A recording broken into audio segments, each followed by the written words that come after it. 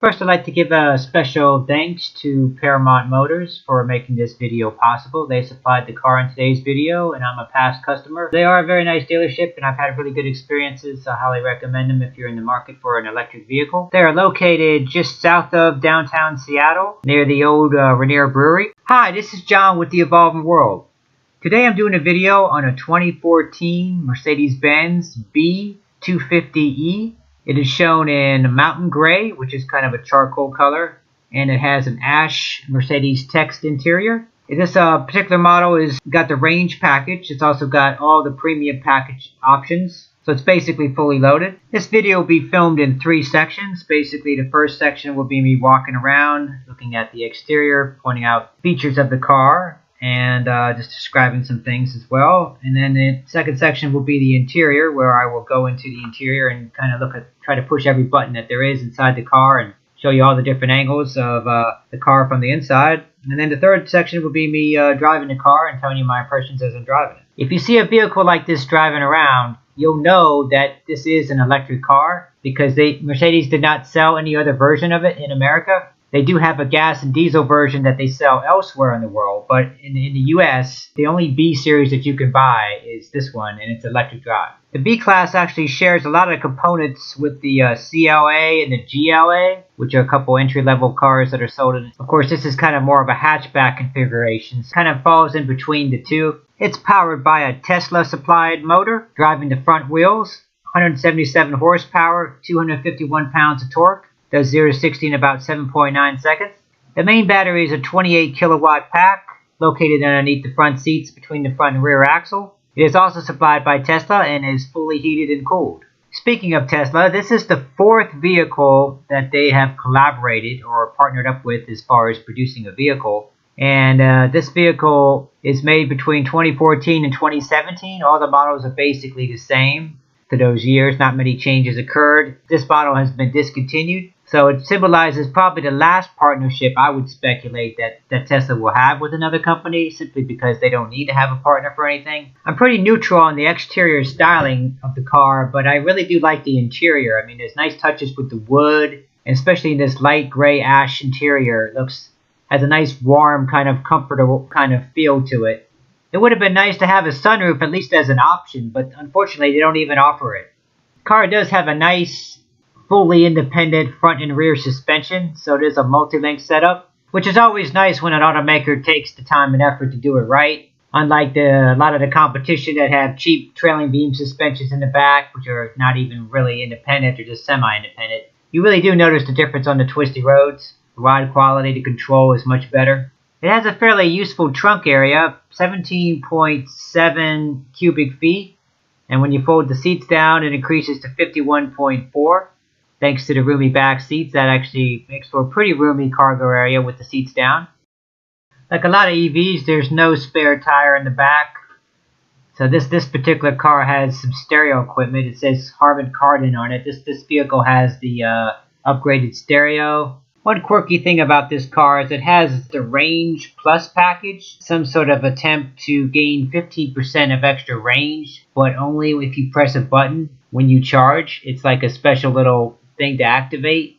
So I guess that essentially means is whenever you charge the car fully, you're not really charging it fully, you're charging it to 85%.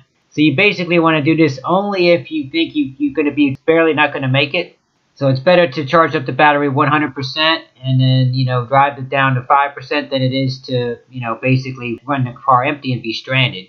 Although this car is limited to level 2 charging only, it is a 10 kilowatt, and that is actually rather large for most cars. I mean, it's about 40 amps at 240.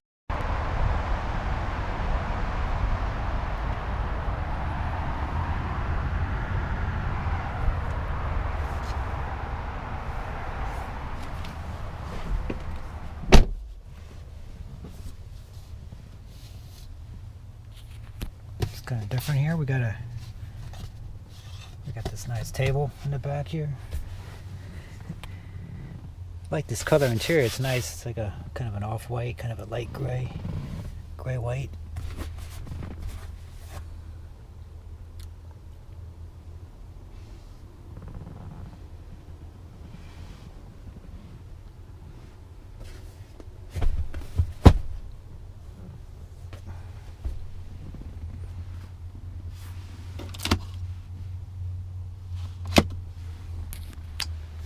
think there's heated seats though in the back, which this car really should have that.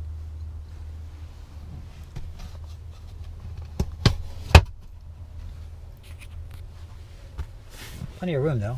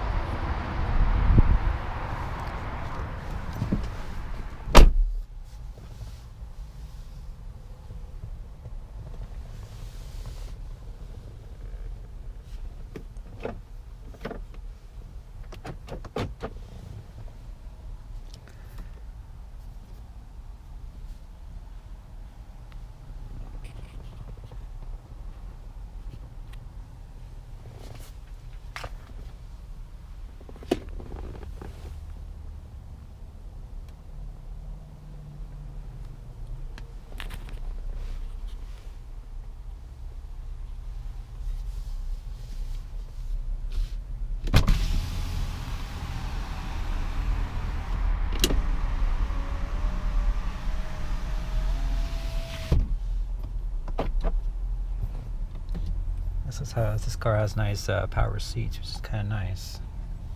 Most EVs in this range don't. Touch power windows.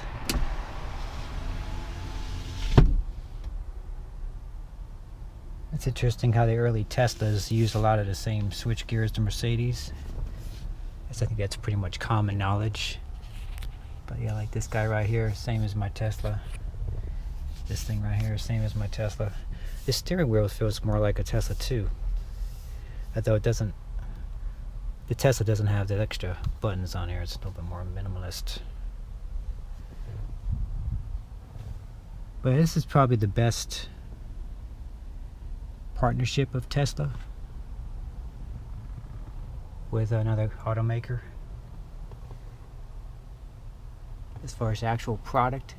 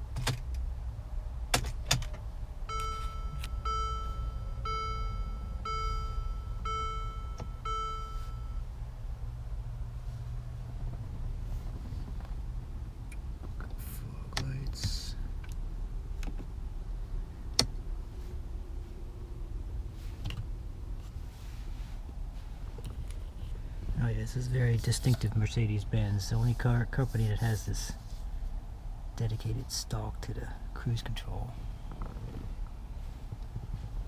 Actually, I think Toyota does something similar. It's a little bit different.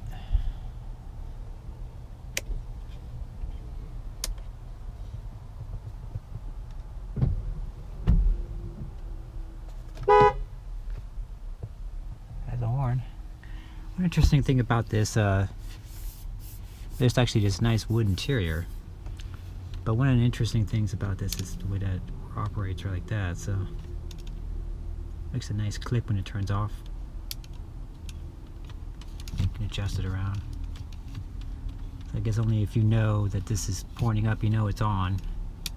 And when it's pointing down or sideways, it's off. Otherwise, to the casual observer, it looks identical.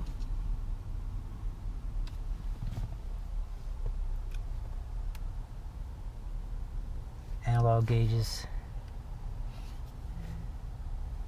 So it has an eco and a sport mode. Push the sport mode. It defaults to eco.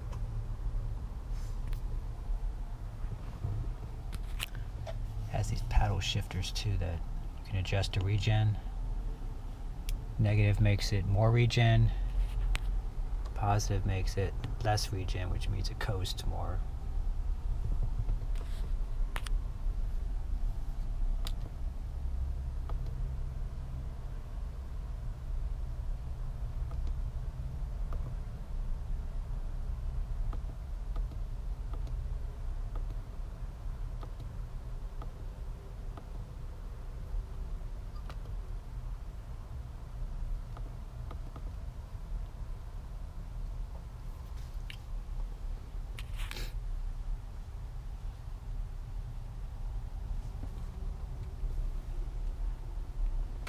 Navigation system's kind of nice too. It's real easy to zoom in and zoom out.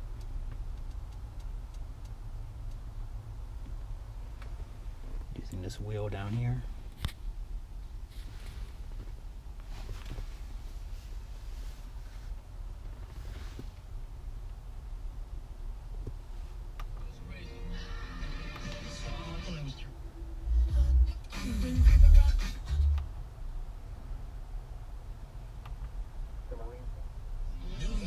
Channel 30.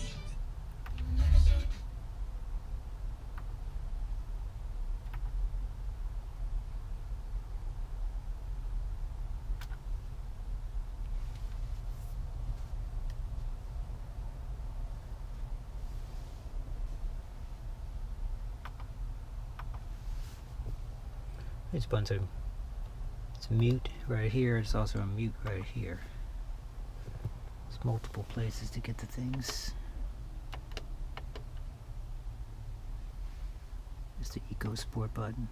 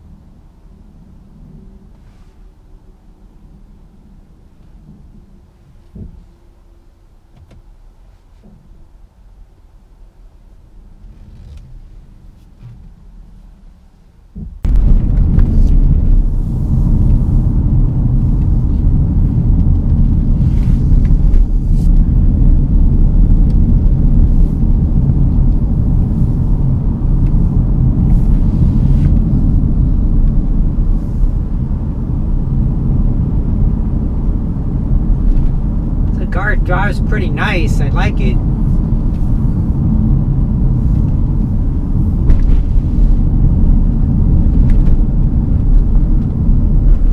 It's very quiet.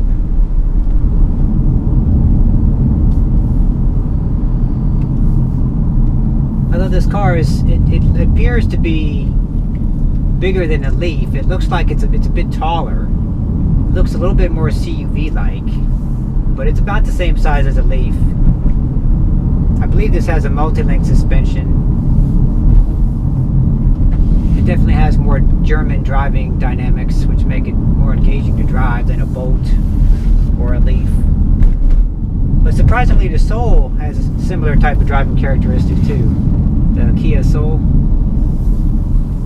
This would be the main competition. This one has a 28 kilowatt battery pack, supplied by Tesla, and the powertrain is a Tesla powertrain as well. This is much better executed than the RAV4 that I drove. When the car is in smart or in sport mode, the acceleration is much nicer. About 0 to 60, about 7.9 seconds. Oh, and also this car, about 4,000 were made or sold in the US between 2014 and 2017. So it's not quite as rare as the RAV4 EV or the Roadster or the Smart ED. But it's probably going to be, it's the best, I think, as far as those 4 cars, as far as the collaborations and such. I think this is the best Tesla collaboration with another car company, the best ending product. So with the Tesla battery pack and powertrain on a Mercedes, which has a little bit nicer interior, you know, like just nicer quality, a little bit quieter.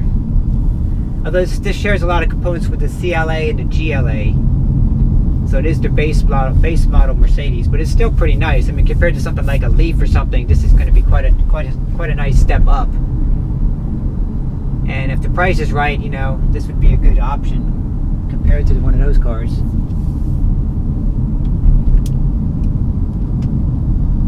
Nice wood interior, nice wood on the dash here. Just a little bit nicer, just a little more interesting. Now, it's not the most efficient car. This car weighs almost 4,000 pounds, which is significantly heavier than the Leaf.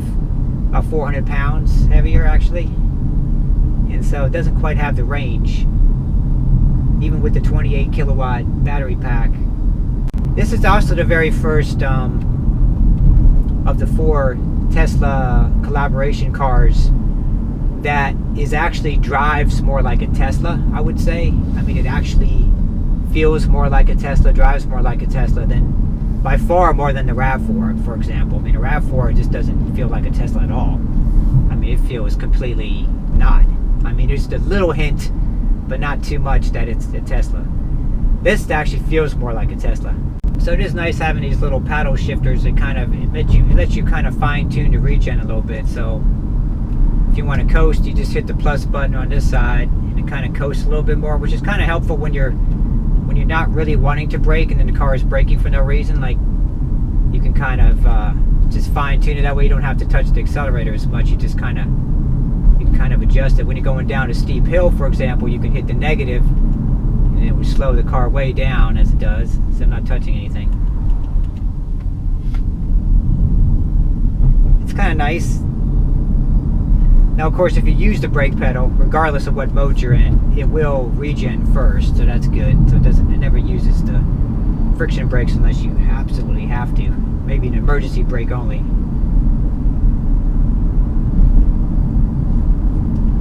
Yeah, I think my drive seems to work pretty good. Pretty much one pedal driving with this car. Seems to be pretty nicely sorted out. I mean, it has these analog gauges, which once you get used to it digital, it's kind of a little bit retro-like, but it's kind of like the e-Golf in that way. It has the analog gauges, which is kind of nice if you're used to that. I kind of like that about the e-Golf, actually. So it has the similar type of gauges. So the only real limitation to this car, it is level 2 charging. That is the only thing I really can see about it. I mean, plus, like I said, it's a little bit heavier, but you do get a more solid battery pack and stuff. You have more comfort, more features, lots of features on this car versus a lot of the competition. for this time period, 2014 to 2017. And your EPA range is about 87 or so, and that's about as good as it gets to, because a lot of people say it's more like 80, 85. So it's probably to do with it's not exactly an aerodynamic vehicle, it's pretty boxy. So it's probably good for around town, slower driving. Not that it doesn't drive well on the highway, but it's like, you know, if you have a level 2 charger, it's going to take about 3.5 hours to charge up this car. That's really the only limitation I can really see.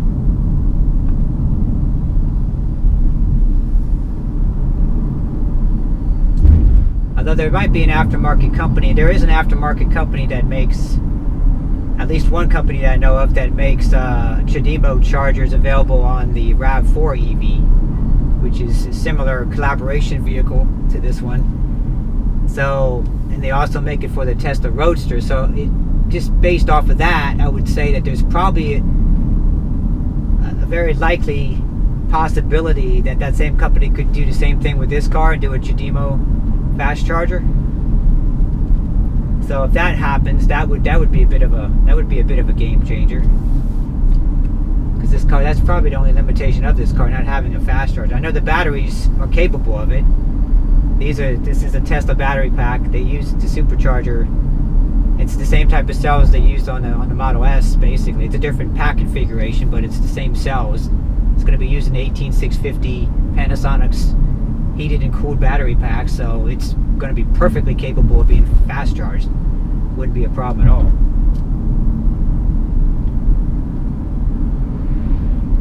So yeah, it's an interesting play. I mean, 4,000 of these things have been made in the US, or sold in the US, and I'm not sure that's higher than any other Tesla collaboration vehicle before. So it might be kind of an interesting period of time, you know, especially if you can get a fast charger retrofitted. That would be an interesting play. Just like with the RAV4, this might be one of those kind of cars you can get second hand. It's the best way to get it, any car generally.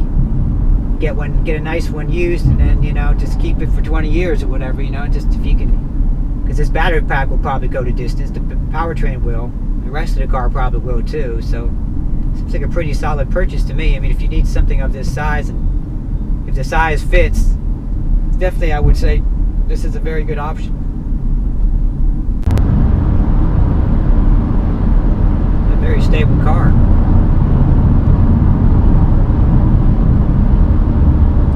Yeah, the only thing you're really missing is a fast charger. This car really needs a fast charger.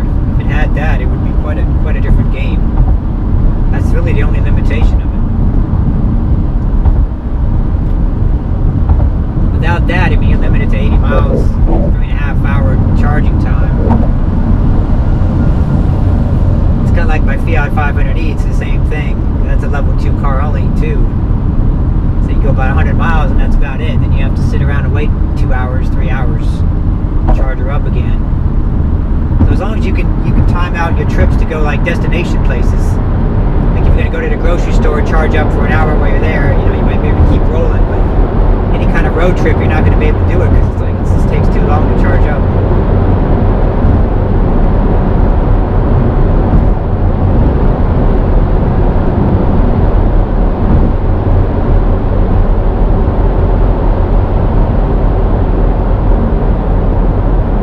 It also has like radar cruise control too, so it adjusts the speed to catch up to somebody.